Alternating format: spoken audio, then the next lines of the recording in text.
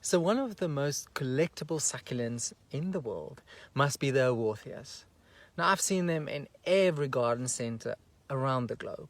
I've seen them in offices, in bathrooms, in people's living rooms. It's a plant that's quite easy to grow, but there's also a cult following around Haworthias because you do get so many different varieties and hybrids, and some of them are very expensive and very rare.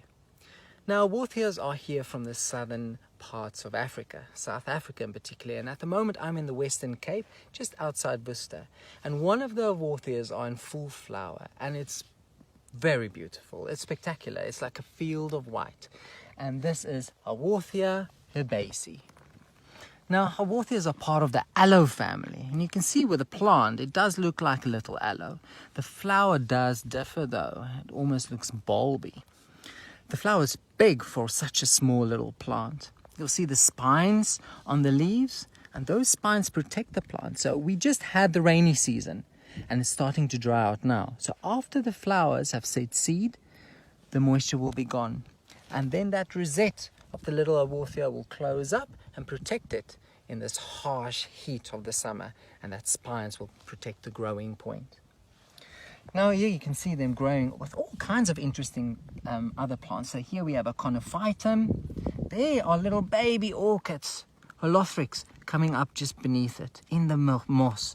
So this is shale rock, and they love the shale rock, the cooler side of the shale, not the sunny afternoon sun. That's too hot for them.